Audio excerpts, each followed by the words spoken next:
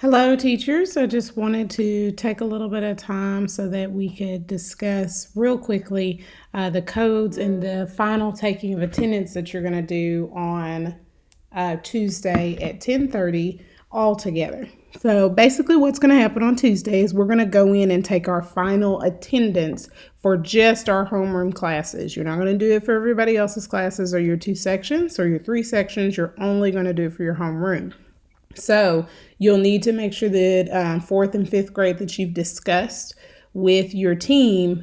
That way, before you select one of the codes that means non-contactable for a long period of time, you've talked to them and made sure that it's not just non-contactable for you, it's non-contactable for everybody.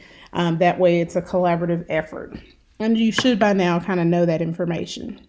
So what we're going to be doing is TEA has asked us to basically put in codes for our classrooms, for our homerooms, so that we have the opportunity to make sure that we have documented every possible effort for our kids. And I know it's one extra thing that we have to do, but this one is going directly to TEA. So this is basically all of our documentation compiled into a few simple codes that we have to put in place. So a few things. What you're going to end up doing, is you're going to take attendance for just your homeroom on May the 19th, 2020, during our staff meeting at 10:30. Okay, and I'll change this too, so make sure that I'm doing that the right way. You are. All right. Preview your list of students. So basically you're going to create a roster of your kids. If you have one like the general collection forms, just write all your kids' names down in alphabetical order. And then that's going to be your rough draft. So that way when you put it in the system, it shouldn't take you very long. The idea is you do not want to be figuring out what code you're putting in on Tuesday at 10:30. That is not the time to figure it out. You need to do it probably Monday or early Tuesday morning so that you'll know and you'll know exactly what you're putting in. Make sure to refer to this video if you need any extra assistance. And this is not about each content area. Again, I know some of you 4th and 5th grade, you have different sections of content areas and you have 2 sections or 3 sections. This is overall for the kids. So if somebody got contact but you didn't, but they have them for science and you for math, then you can count that contactable for the kid.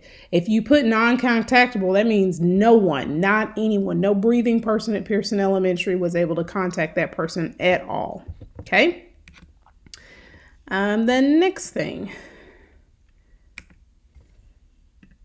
There basically are 3 main colors that you need to be focused on. Green means that they were engaged. That means they were turning in some work and they were maybe attending things. If not, they were turning in some kind of work, which is good.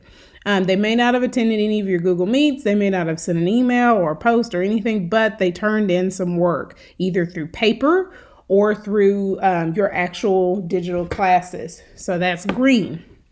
Also, kids who did not turn in any work, but maybe they jumped on an email, maybe their parents answered contact, maybe you were able to text parents a couple of times and they were able to be reached in these long periods of time. Then they would be a yellow. They didn't turn in any work, but you were able to reach that parent. And for our kids who not anybody going by the house, knocking on the door, anything, we're able to contact that kid. It's like they don't exist during that period. They are what we would say non-contactable, or would be a red student during that period. Now, when I say period, that means that we're looking at 2 different periods of time. March 16th through April 30th, which is kind of like the 5th cycle, and then May 1st through the end of school. So those are the 2 periods. You don't, however, get to put in multiple codes, and I'm going to show you what the codes look like in just a second. So again, the kind of codes are indicative of a student who is engaged, meaning student was in contact, parent was in contact, you were able to get some kind of work for them either through paper or through pictures or through them actually being active in the class. And then not engaged, meaning the student, family, parent, whoever. They were in contact, but maybe they didn't turn in not one piece of work. Maybe you were able to email them, text them, call them, and somebody answered the phone, somebody responded back to you. Remember, you're looking for the two-way conversation of some kind. Not contactable is the student that no one was able to make any kind of contact with that student. And remember, we're in 2 periods of time. So nobody, not anything. No, mom didn't even answer an okay when you text her. Those are the ones who have dropped off the radar. All right. So we have a couple of codes. You're looking at 2 different periods. You're not going to put in AA for both the periods. All the periods will start out with a code 7. Because that's the COVID-19 code that TEA wants us to use. And then the A through I will be determined based on the first period and the second period. And basically, if you kind of look at this, they've gone through and there are 3 ways you can either be engaged, 3 different ways, non-contactable and non-engaged, and then they mixed around the different colors so that you get the different codes, basically. So if you got work from a kid, they were in contact some kind of way, you got some work, then we would consider them engaged. If you got it both the first period, so April, the start of the crisis, which is after spring break through April the 30th, all the way through the end of the school year, maybe they missed a week, but they were in contact pretty much at least once or twice during that time, and they turned in a few assignments, even if they didn't turn in all of them, then we would consider them a 7A. Now, we are hoping that most of our kids are 7As. We really are, but we know that not all of them are going to be that way. So let's jump down to the other 2 engaged. So at the bottom, you have engaged and non-contactable. So maybe they started out, parent was contacting you, they were talking to you, they were letting you know all the great stuff that's available. You were talking to the parents. And then all of a sudden, May the 1st, they dropped off the scene of everything. You didn't hear anything from them. They don't answer anything. They don't jump in any Google Meets. They don't turn in any work. You don't know if they have a packet. They haven't said anything about having a packet. They don't exist. Well, then that student will be a 7H. So they started out on it. May the 1st hit, they didn't do nothing. It's like they dropped off the face of the earth. And not even to the point that they're interacting at all. They would be a 7H, okay?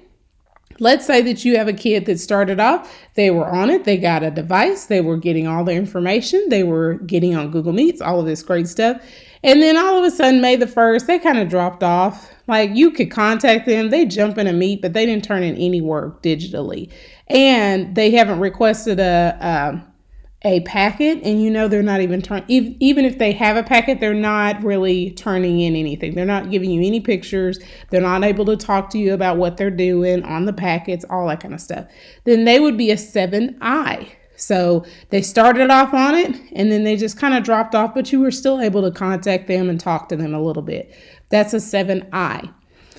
Let's jump up to the non-engaged, the 3 types of non-engaged. So you have, of course, 3 types of non-engaged. Those are the kids who maybe you could contact somebody some of the time, but they weren't turning in any work. I know we have some families like that. Like you could knock on the door of the house, the grandmother or the parents, they were talking to you at least, but the kids weren't really turning in any work, and they have devices. Well, they would start out possibly a non-engaged. And then depending on if they got on the ball game or you were able to get some work out of them or turn in anything, then you would choose either they were engaged and you got some work, even if it wasn't the same amount. Non-engaged, you still weren't able to get work, but they are talking to you at least, every other week or something like that. Or they just dropped off the face of the earth. They have some stuff, but they still didn't turn in any work and they just dropped off. They're not even talking to you anymore since May the 1st. Then they would be either a 7E, a 7G, or a 7F. Okay? The last ones are the non-contactable people, the people that no one has heard from. We haven't been able to get in contact with anyone, not even once, not even through a phone call, not even through a text. They didn't even answer an okay. They didn't even say, okay, we'll let you know. Nothing, absolutely nothing. Those would fall into our non-contactable people. So again, if they jumped on it and they started turning in work May the 1st, then they would be engaged and they would be a 7D. If they jumped on contacting you and you finally were able to get in contact with them, but you didn't get any work out of them, but at least the parent is answering phone calls, then you can say that they're now engaged or not engaged. Okay. And then if a kid has not even a bit, if you have not heard from them since y'all left for spring break, then that kid is going to be a 7B. Now, when you choose a 7B, I really want you to make sure that you have all your ducks in a row, because remember, this is going to TEA. So if you have a kid that's a 7B, it has to be a kid that nobody has heard from. And I mean nobody, not a person. We haven't heard from them through email. You haven't seen the kids outside, nothing. And you have got to show quality documentation that we have tried everything under the sun other than going in and breaking in their house. If you choose a 7B or even a 7H, we have to make sure that we have some kind of documentation that shows, hey, we tried and they just dropped off the face of the earth. In fact, any of these non-contactable, you've got to make sure that you've got documentation. The 7F is the other one that I'm like, well, you were able to contact them, but then they just dropped off. They didn't turn in any work at any time. They just dropped off. 7F, 7H, and 7B, those are the big ones that you've got to have documentation.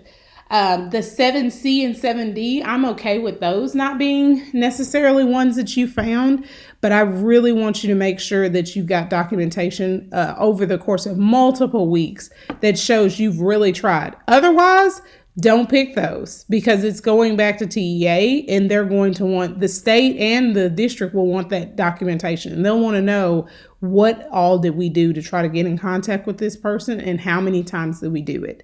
So just be very, very mindful of those things when you are looking at that choice. All right, so your to-do list. Create a roster of your homeroom students. You probably already have one. Just put it on the side of your computer. Make sure to determine what codes you're going to have before Tuesday, May the 19th. We are all doing attendance at the exact same time on May the 19th, every single person. So make sure you have your codes figured out beforehand.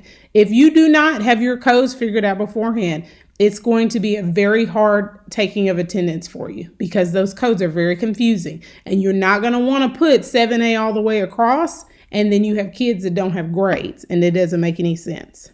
And then last but not least, you must have weekly documentation to show that you were unsuccessful in contacting your students for codes 7B, 7H, and we'll even put 7F in there as well. Okay, so your to-do list is create your roster. Shouldn't take that long, and just go down the list and make sure that you know which kids are going to be what codes. When you go into SKYWARD, you're going to go in like you're taking attendance just the same way, and you will see a column. The first column, you're going to put COVID-19 or the 7, and then the second column, you'll put the letter. Okay, and it'll be kind of like a drop down that you're doing for kind of like when you're putting in like different specific codes for grades too. Okay. Remember, you're only doing it for your homeroom class. You're not doing it for your whole section of kids that you taught. And you need, for our people who are departmentalized, make sure that you conversate with the people that teach the other subjects to make sure before you choose a code for someone, especially a code that says they're non-contactable and they were active in another class. So just be very, very aware of that and pre-plan. Okay, sorry this video was so very long. Hopefully this will help you, and we'll be ready May the 19th at 10:30.